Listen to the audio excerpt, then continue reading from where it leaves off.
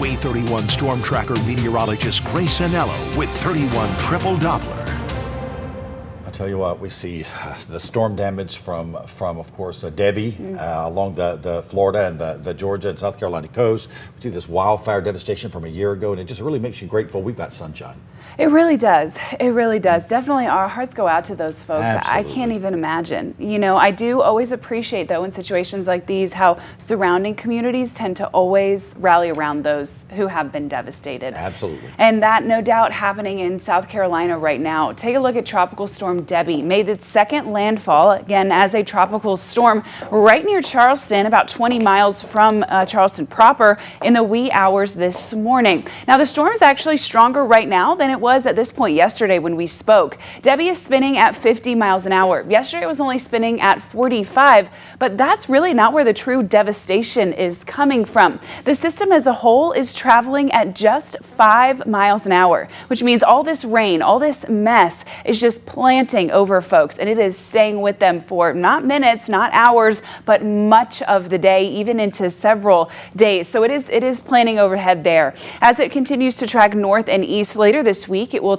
weaken to a subtropical low, a post-tropical low, just north of Raleigh-Durham, making its way just north of Washington, D.C. and Maryland, and eventually tracking into Burlington, Vermont by later this weekend and into the start of next week.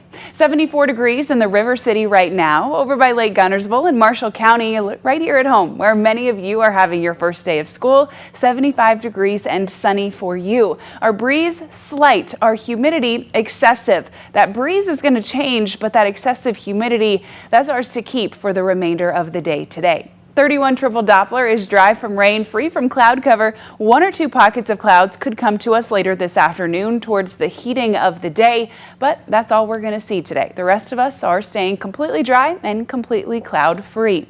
When your kids are heading off the bus, headed back home from their school day, whether it was their first day of school or their fifth or sixth day of school, temperatures are going to be warm. 92 degrees for our high temperature today, which is actually pinpoint exactly on average for this time of year. As we spoke about just a couple minutes ago, our humidity today is so much higher than it was just yesterday, but our breeze is following suit, and that breeze is going to win out.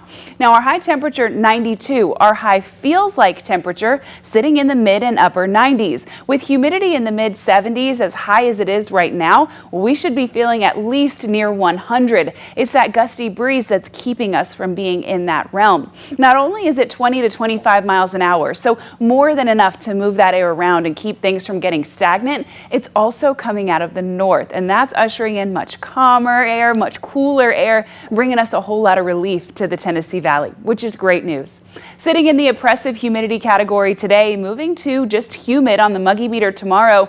And then this weekend, that's where the great news comes in the forecast. We are pushing into the pleasant category for Saturday, which is why I recommend spending as much time outside this weekend as humanly possible. Saturday morning, if you're like me and you want to have that cup of coffee and read a book on the back porch, very first thing, 66 degrees for you. Despite it being the most humid time of the day, we will still have low humidity Saturday morning. So if you're one of those 4 a.m. runners on the weekend, Saturday is for you.